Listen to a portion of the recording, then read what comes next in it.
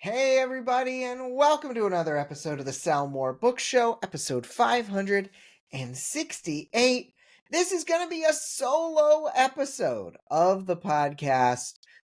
When we were recording last week's, usually we do two with our guests, but our guest, M. Robinson, from last week, was not feeling that well, so gave her the reprieve. She was very kind enough to do the episode she did, but we are going to do the next episode, 568, just with me. I'm really excited. I don't get to do these solo episodes all that often. We'll keep it short, sweet, to the point. Definitely, if you have not been checking out the backlist, we have had so many really awesome 6 and 7 figure authors on the show of late. If you've been listening, if you've been loving it, remember to go and post a review, because this helps us to be found by other authors. Go to Apple Podcasts. That's one of the best places to post a review, even if you don't listen there. I mentioned this past week, but we have got our 6-month Groundbreakers coaching program is available. This is hosted by Scarlett Moss and Craig Huber from the Author Ad School Ad Squad. And this is all part of kind of our ladder of folks moving up from checking out our free stuff like the podcast, going up to our Author Ad School program, and then going up through our coaching tree of the Groundbreakers program, then the program with me, Pathfinders, and all the way up to our Author Ad Agency program. You can go check out more information over at sellmorebookshow.com.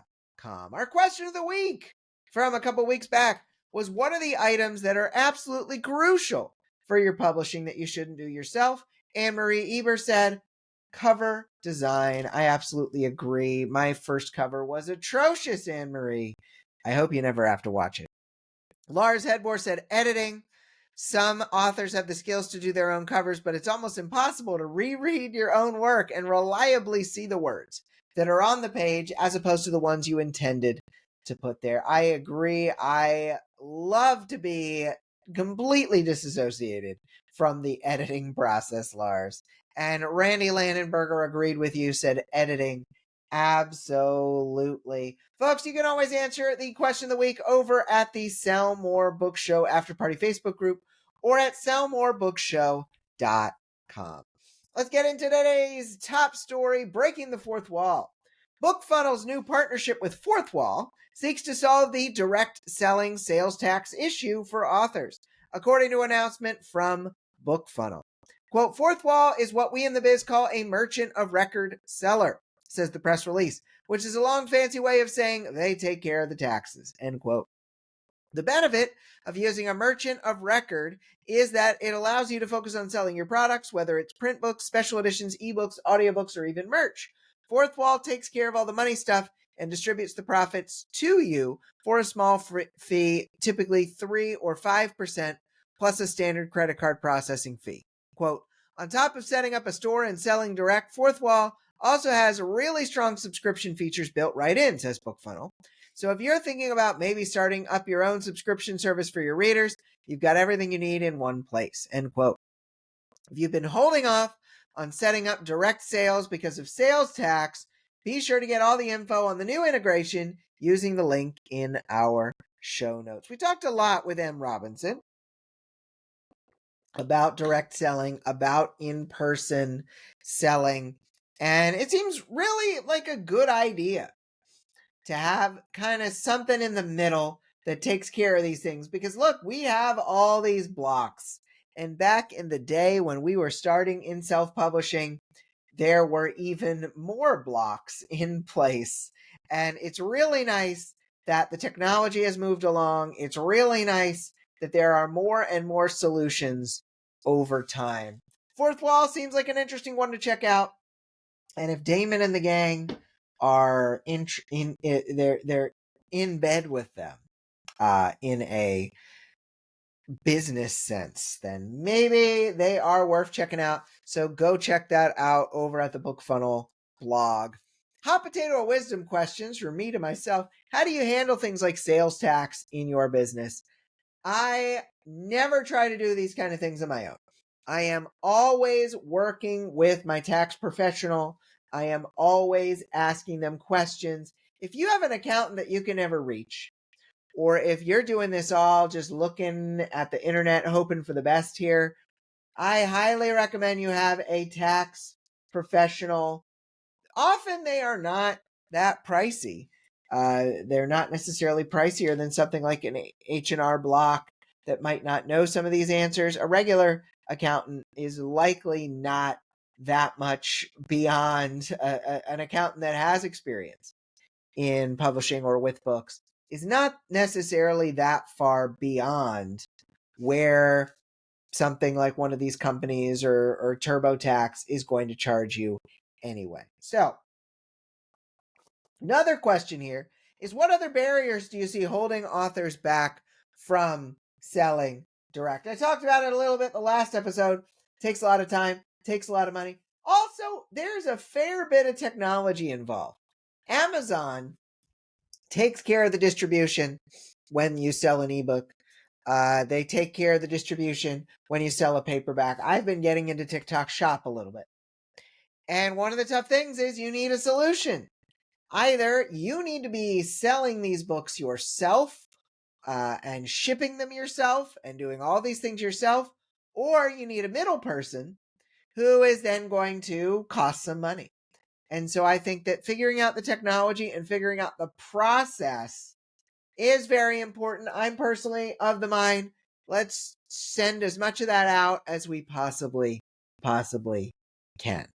So hopefully that is helpful for y'all. So I am going to ask a couple questions of myself here, because we were going to ask some of these questions to M, but M was not feeling well.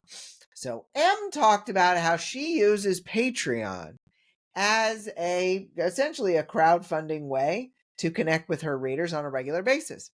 So the question here is, well, what are the biggest differences between Kickstarter and Patreon? And one of the things is Kickstarter is a one-time deal.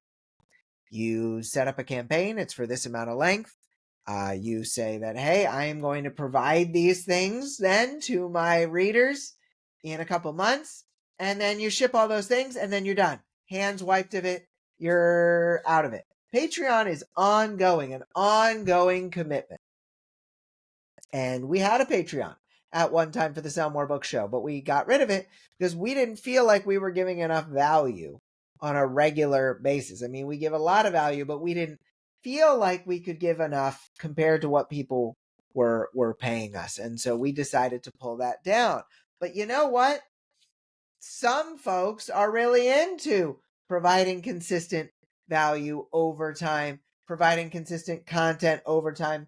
Em talked about how she does kind of the early posts, and the early content goes to them first and then gets moved to her regular channels. And I think that's a great way of doing it, but not everybody has the stomach for, I am now beholden to this person paying me a couple dollars a month for the rest of time.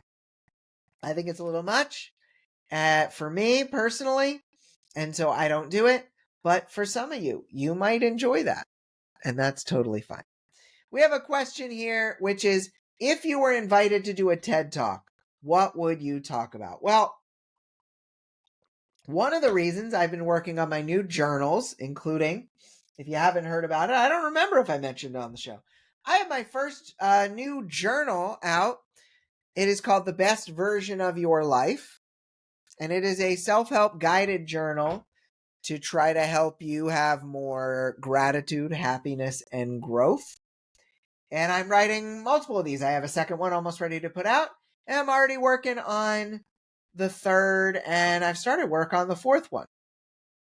And what these guided journals are all about is looking inside yourself for answers. You may already know the answers to the biggest challenges you are facing. And so we are always looking without, we are always looking outside of ourselves. But I think that more often than not, we can look more within. And these journals are meant for us to look backwards, look at the things we've done in our lives, look at the things we've overcome, and really be able to determine we actually know the solutions to the problems we face, and believing that and trusting ourselves to know that. And that is what I would do a TED Talk about. Last question here is, what do you think is the most important thing authors should consider now if they want to be a full-time author down the road? And the answer is, how are you continuing to reach your readers? How are you reaching them on a regular basis? Is it social media? Is it email list? Is it just by launching books all the time? How are you connecting with these folks? Because I'm a big proponent of ads, but I'm an even bigger proponent on continuing to be able to reach your people.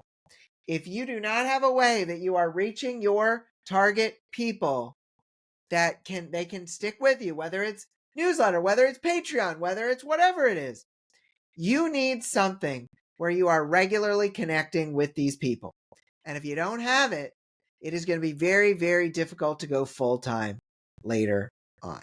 So let's get a question of the week here, which is, what is a problem you're facing that you already know the solution to? What is a problem you're facing that you already know the solution to? And you're just scared, you're just nervous about it. I am very, very interested to hear the answer to this, because I think we all have it. I think we all have one. So you can answer that question of the week over at sellmorebookshow.com or over at the Sell More Book Show After Party Facebook group. Short and a sweet one here, but we've got more wonderful co-hosts coming at you next week, so stay tuned for me and for all of the wonderful people behind the scenes, including Roland, who gathers the show notes and the stories, and Becca, who edits the episodes. I hope everyone listening has a great week of book selling, and we'll be back next week for episode 569. Bye, everybody.